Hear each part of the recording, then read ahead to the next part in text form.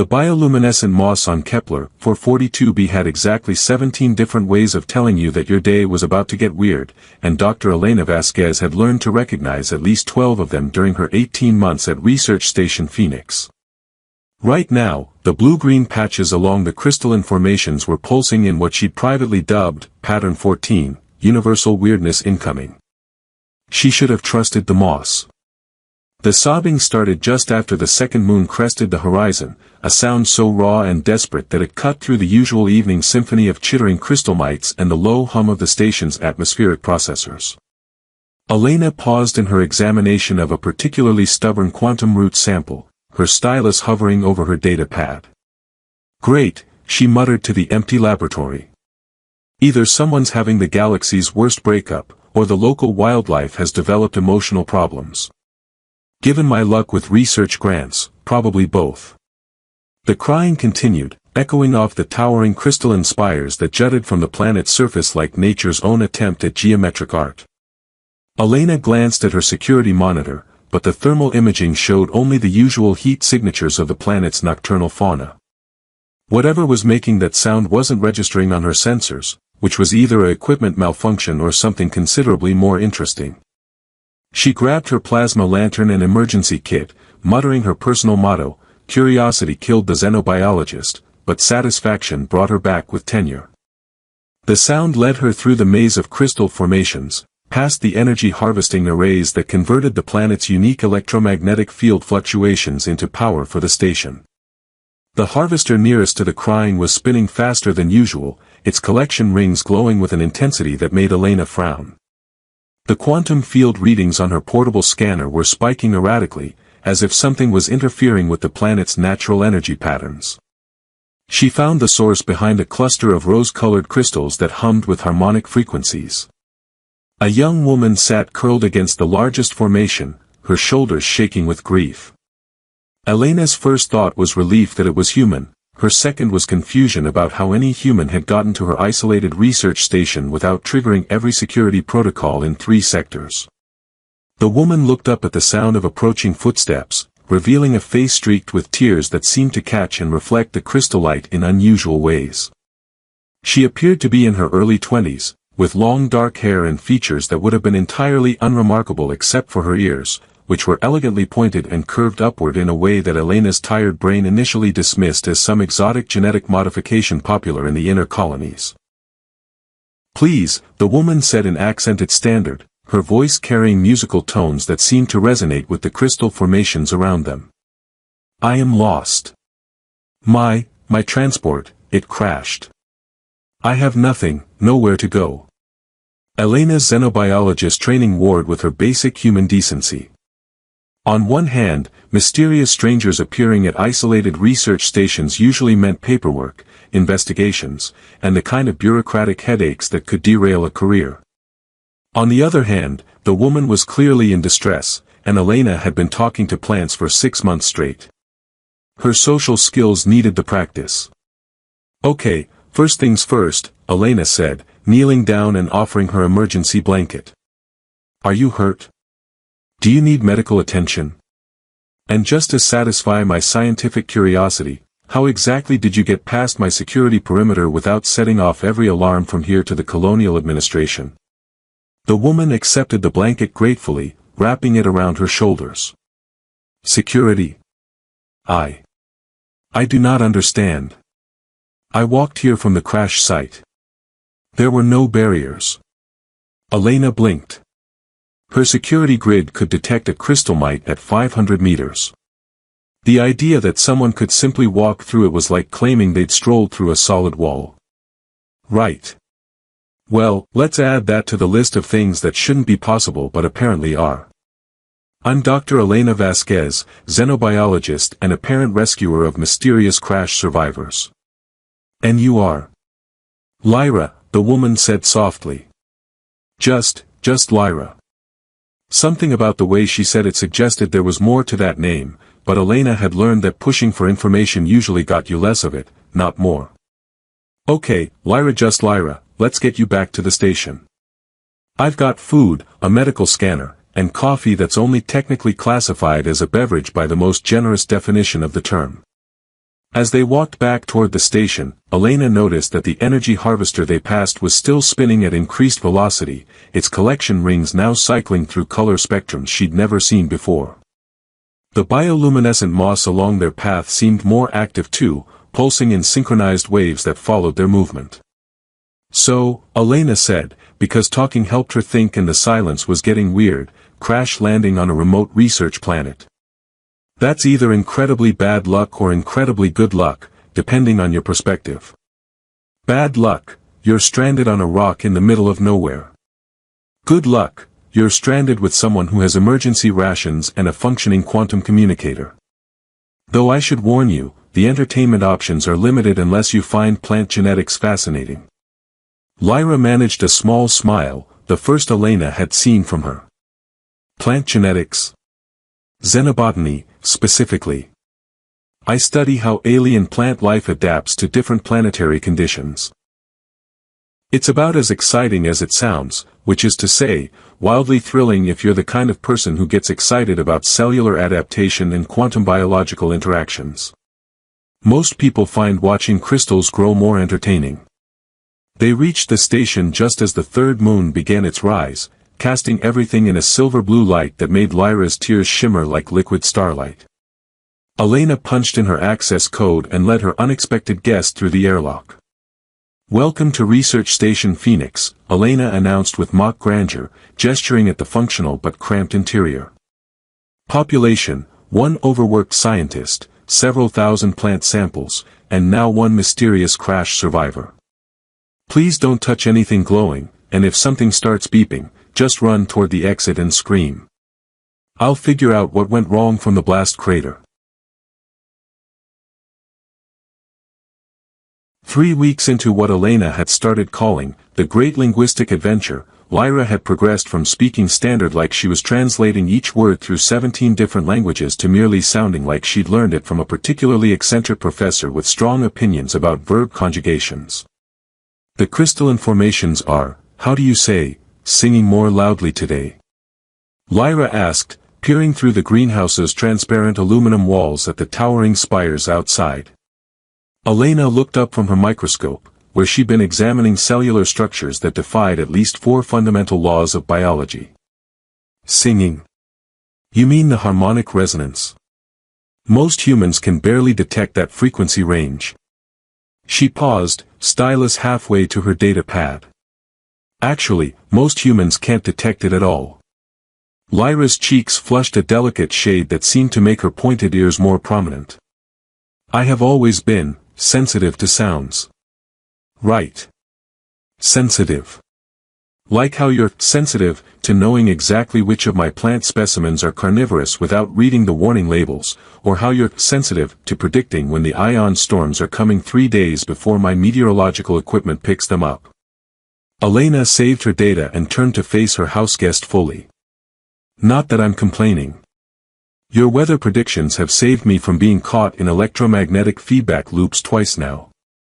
The flush deepened, and Lyra fidgeted with the sleeve of the spare research coveralls Elena had loaned her. The standard issue clothing looked oddly formal on her, as if she were wearing a costume rather than practical work gear. Perhaps I am just observant, Lyra offered weakly. Observant. Sure. That explains why you knew the quantum phase hydroponic system was about to cascade failure when I didn't even know what a cascade failure was. Elena grinned to take the sting out of her teasing. Though I have to admit, for someone from a crashed transport, you have remarkably advanced knowledge of theoretical xenobotany. They'd fallen into a comfortable routine over the past weeks.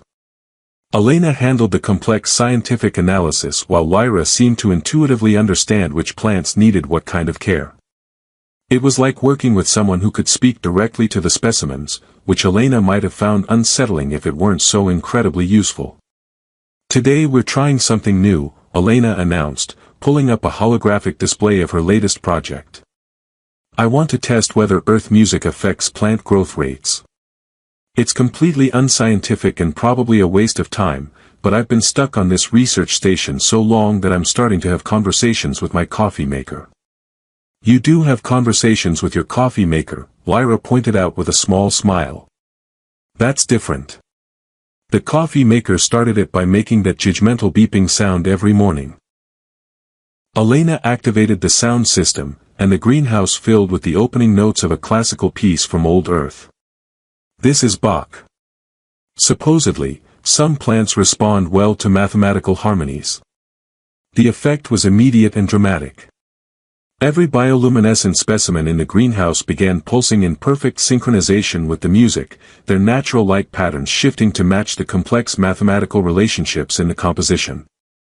Even more remarkably, the non-luminescent plants seemed to be swaying slightly, despite the absence of any air circulation that could account for the movement.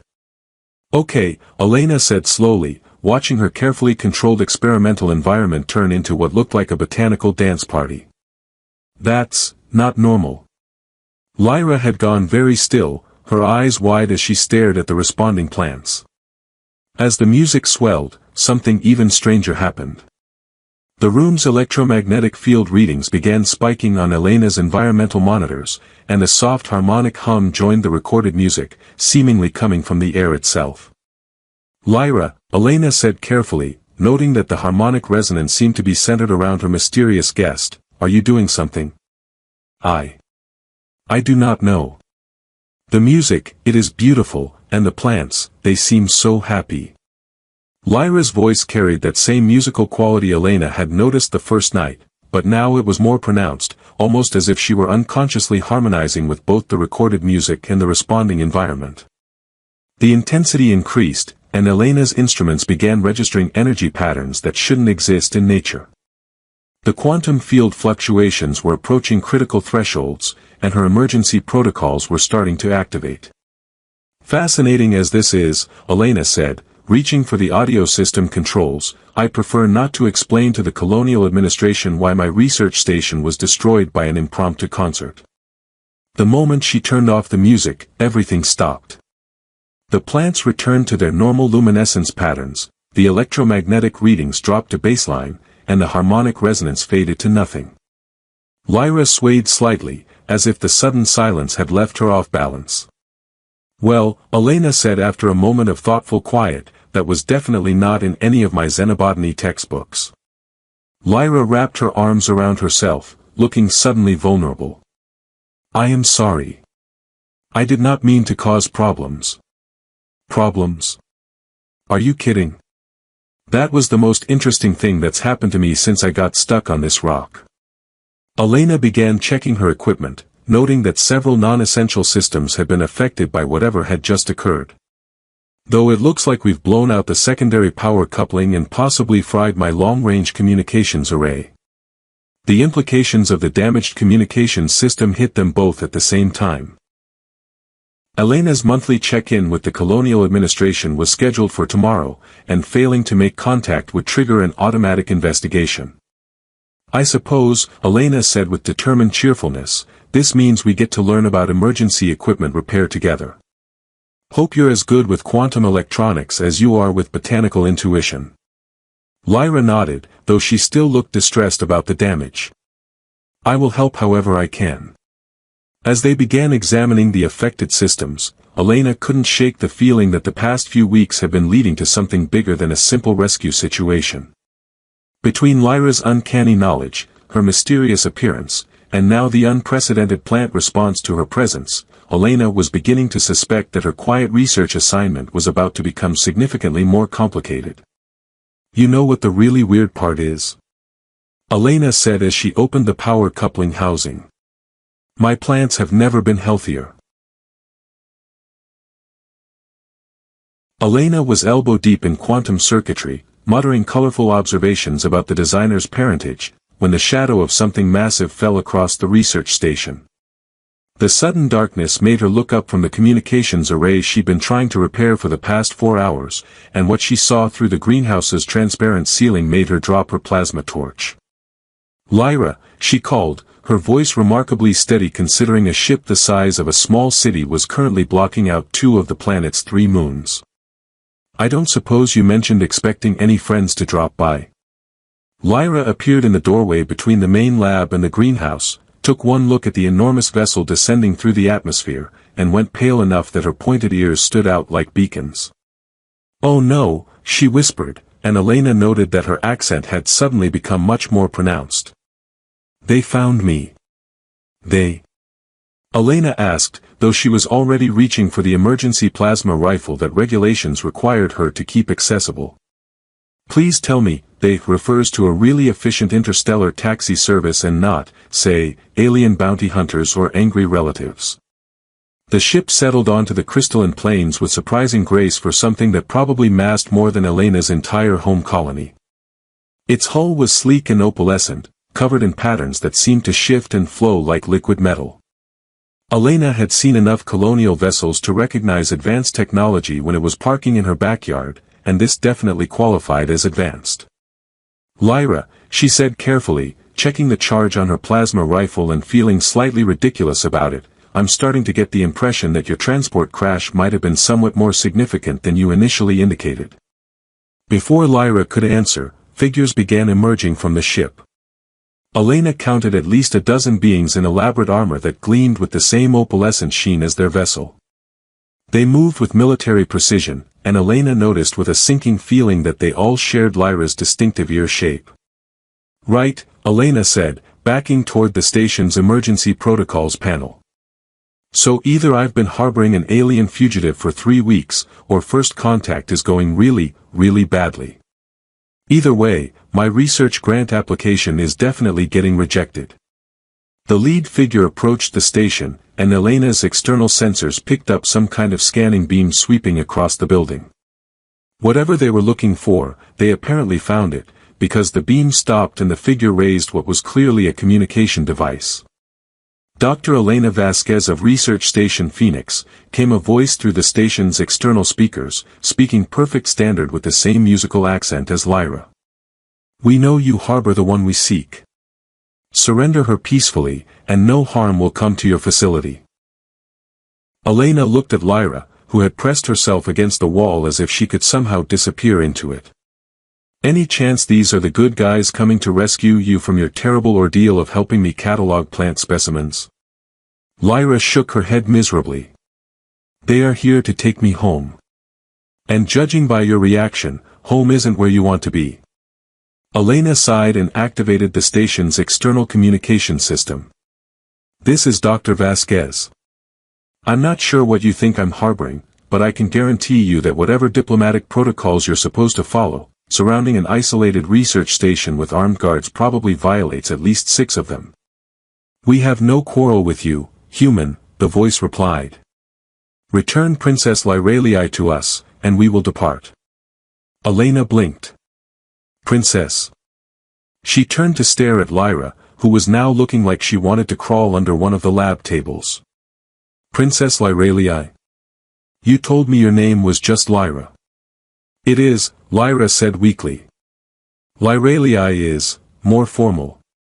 More formal. Right. Like how a plasma cannon is more formal than a harsh word. Elena ran a hand through her hair, trying to process the fact that she'd been teaching alien royalty how to operate a coffee synthesizer. So let me get this straight.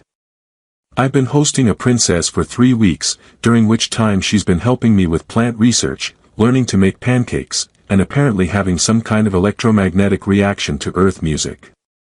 The external communication crackled again. Dr. Vasquez, you have 60 seconds to comply.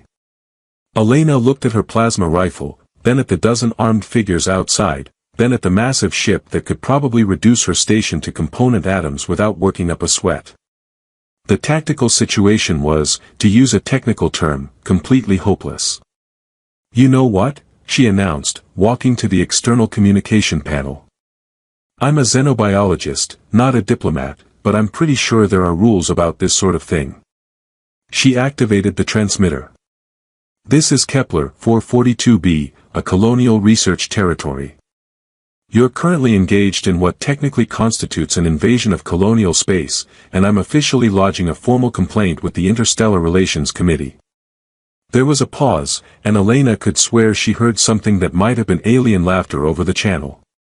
Your protest is noted, Dr. Vasquez.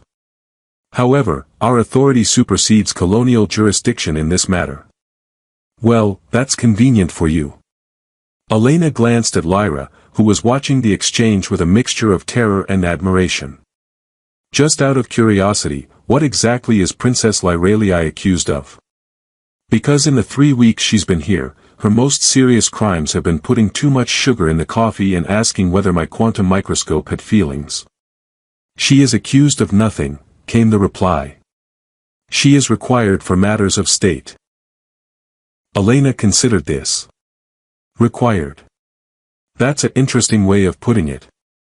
Almost like she doesn't have a choice in the matter. She looked at Lyra again, noting the fear in her eyes. Tell me, Princess, do you want to go with them? Lyra's answer was barely a whisper. No. Elena nodded and picked up her plasma rifle. Well then, she announced to the external comm, I'm afraid we have a problem. The Zephyrian homeworld, Elena decided as she stepped off the elegant transport that had replaced her humble research station as temporary housing, looked like someone had taken a perfectly normal planet and decided to show off. Cities floated among aurora-like energy fields that danced across the sky in patterns that hurt to look at directly, while the architecture seemed to respond to the inhabitants' moods with subtle shifts in color and luminosity. This is either the most beautiful place in the galaxy, she muttered to herself, or I'm having a really elaborate hallucination brought on by too much recycled air and instant coffee.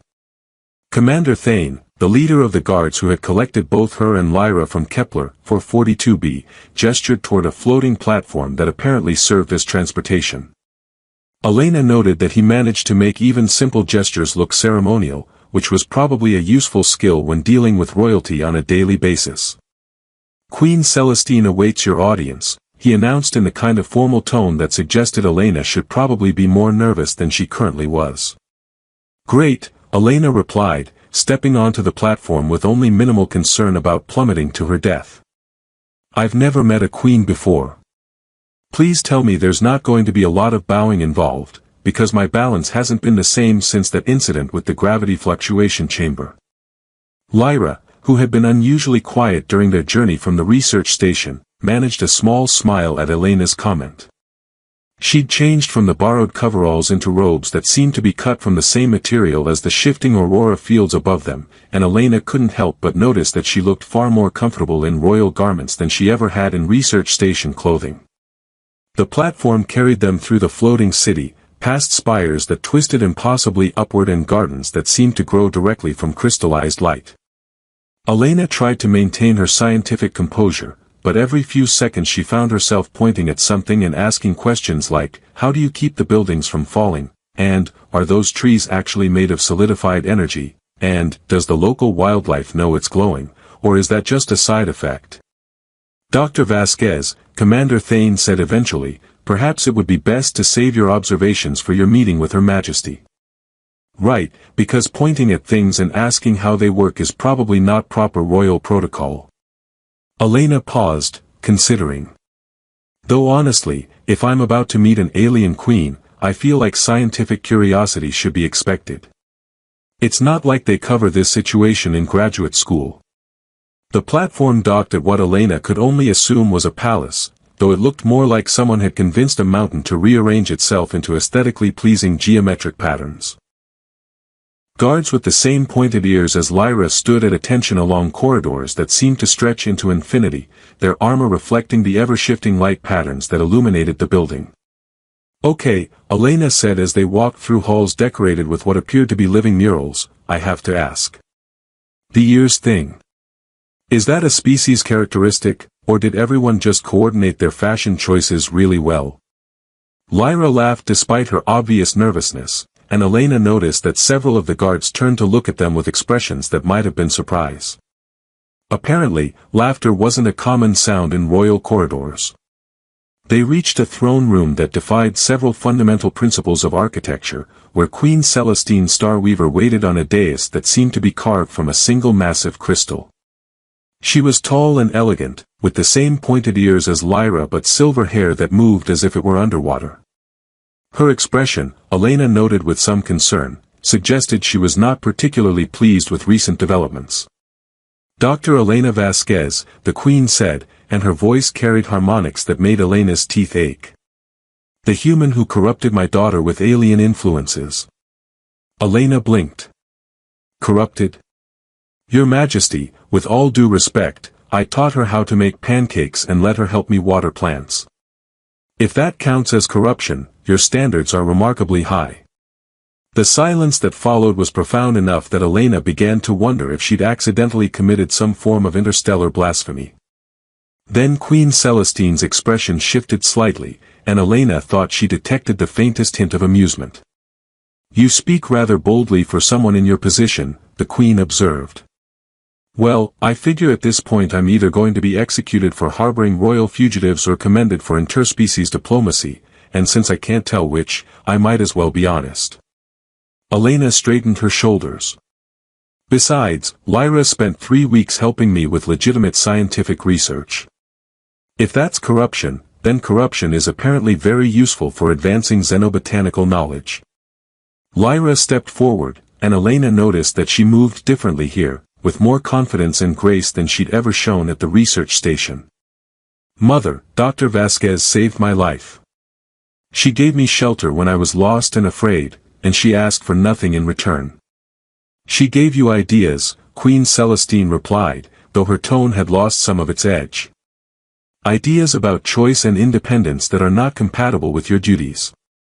Elena felt like she was watching a family argument conducted in a language she only half understood. Excuse me, but what duties are we talking about exactly? Because if this is about plant research, I'm happy to write a letter of recommendation. The Queen's gaze turned to Elena, and for a moment those alien eyes seemed to be evaluating her entire existence. My daughter is betrothed to Prince Vorthan of the Astral Hegemony. The marriage will prevent a war between our peoples that would devastate 3-star systems. Elena looked at Lyra, who had gone pale again, then back at the Queen. Ah. And I'm guessing Princess Lyra has some opinions about this arrangement that weren't factored into the original planning. The princess has responsibilities, Queen Celestine said firmly. Her personal preferences are secondary to the welfare of billions. Right, Elena said slowly. And just to clarify, because I want to make sure I understand the situation correctly, the choice is between Lyra marrying someone she doesn't want to marry, or a massive interstellar war. That is correct. Elena considered this for a moment, then shrugged. Well, that's definitely not covered in any of the xenobiological ethics courses I took. The Grand Assembly of the Zephyrian Court was, Elena reflected as she stood before representatives from 47 different species, probably not the ideal venue for her first attempt at interstellar diplomacy. The crystalline amphitheater stretched upward into infinity, filled with beings that ranged from vaguely humanoid to geometrically impossible, all waiting to witness what the ceremonial announcer had called the testimony of the human who sheltered stars. No pressure, Elena muttered under her breath, adjusting the formal robes someone had insisted she wear. Just the fate of entire civilizations hanging on whether I can explain why teaching someone to make coffee doesn't constitute cultural contamination. Prince Vorthan of the Astral Hegemony sat in a place of honor near the royal dais, his angular features and metallic skin giving him the appearance of someone who had been carved from particularly aggressive minerals. He'd been glaring at Elena since she'd entered the assembly, which she chose to interpret as either personal animosity or chronic indigestion. Queen Celestine called for silence with a gesture that made the air itself hum with harmonics. Dr. Elena Vasquez, you stand accused of influencing Princess Lyralia in ways that threaten the stability of our alliance with the Astral Hegemony. How do you answer? Elena looked out at the assembled representatives, noted that several species appeared to be taking notes with appendages she couldn't identify, and decided that if she was going to cause an interstellar incident, she might as well do it properly. Your Majesty, with respect to the court and the assembled representatives, I have to say that if my influence consists of teaching Princess Lyra to appreciate botanical documentaries and showing her that crying over plant growth rates is a perfectly normal response to scientific discovery, then I think we might need to reconsider what constitutes a threat to galactic stability. A ripple of what might have been amusement passed through the assembly, though Elena couldn't be sure since some of the representatives communicated through color changes and electromagnetic pulses. Furthermore, Elena continued, warming to her theme. In the 3 weeks Princess Lyra spent at my research station, she demonstrated more genuine scientific curiosity and natural empathy than most graduate students I've worked with. She helped me discover new applications for quantum biological interactions, predicted weather patterns with unprecedented accuracy, and managed to repair a communications array that I'd been struggling with for months. If that's corruption, then I'd like to formally request that more people get corrupted in exactly the same way. Prince Worthen rose from his seat, his metallic features reflecting the assembly's light in harsh angles. The human speaks of trivial matters while ignoring the greater good. Princess Lyraliai's personal growth is irrelevant compared to the peace our union would secure. Elena turned to face him directly. Prince Worthen, I'm a scientist, not a politician, so maybe I'm missing something. But it seems to me that any peace built on forcing someone into a marriage they don't want is probably not going to be the stable, long-term solution you're hoping for. The princess's feelings are a luxury we cannot afford, the prince replied coldly. Are they? Elena asked, and now she was addressing the entire assembly. Because here's what I learned during those 3 weeks. Princess Lyra has an intuitive understanding of complex systems that goes beyond anything I've seen in my professional career. She can predict environmental changes, understand technological interfaces without training, and apparently cause entire ecosystems to respond to emotional stimuli. Those aren't just personal qualities, those are leadership abilities. Queen Celestine leaned forward, her expression intent. Continue. Elena took a breath, realizing she was about to either solve an interstellar crisis or make it significantly worse. What if, instead of forcing an alliance through marriage, we created a different kind of partnership? A cultural and scientific exchange program that would allow different species to learn from each other's strengths. The assembly erupted in discussion, with representatives communicating in languages that ranged from musical tones to synchronized light patterns. Elena caught fragments of translated conversations about trade possibilities, technological sharing, and something that sounded like unprecedented botanical applications. The human proposes fantasy, Prince Worthen declared. Words and good intentions cannot prevent the territorial disputes that threaten our borders. No, Elena agreed, but understanding can. And from what I've seen, Princess Lyra has a gift for building bridges between different ways of thinking. That's exactly what interspecies cooperation needs. Lyra stood from her place beside the throne, and Elena noticed that she moved with the confidence she'd gained during their weeks together. I accept Dr. Vasquez's proposal, she announced, her voice carrying clearly through the vast chamber. I will serve as an ambassador for cultural exchange rather than as a political bride. The silence that followed was broken by Queen Celestine's laughter, a sound like crystal chimes in a gentle wind. My daughter has indeed learned to make her own choices, she said, looking at Elena with something that might have been gratitude. Dr. Vasquez, the court accepts your proposal. You will serve as the first human ambassador to the Zephyrian court, overseeing the establishment of these exchange programs. Elena blinked. I'm sorry, did I just accidentally volunteer for a diplomatic position? Because I should probably mention that my experience with interspecies relations consists entirely of talking to plants and one very successful case of alien princess rescue. Which, Queen Celestine observed, appears to be exactly the qualifications we need. 6 months later, Elena stood in her greenhouse at Research Station Phoenix, now officially redesignated as the Kepler 442b Interspecies Research Facility, watching Lyra carefully transplant a seedling from Altair 7 into quantum-enriched soil. The station had been expanded to accommodate visiting researchers from 17 different worlds, and Elena's morning routine now included checking on plants that shouldn't exist according to several fundamental laws of physics. The Andromedan moss is responding well to the harmonic treatments, Lyra reported, her pointed ears twitching with concentration as she monitored the plant's electromagnetic output. Though I think it's developing a preference for pre-warp Earth jazz. Of course it is, Elena replied, making notes on her data pad. Because apparently my research facility has become the galaxy's first interspecies conservatory. Next you'll tell me the crystalline flowers from Vega are learning to harmonize. Actually, Lyra said with a grin that Elena had learned to recognize as trouble. They started doing that last week. I was going to surprise you. Elena looked up from her notes to see her friend and colleague standing among plants from dozens of worlds, all thriving under care that combined scientific method with intuitive understanding. Lyra had never married Prince Vorthan, though the cultural exchange programs had led to trade agreements that made the marriage alliance unnecessary. Elena had never returned to her quiet life of solo research, though she'd discovered that teaching interspecies cooperation was considerably more rewarding than she'd expected. You know what the really weird part is?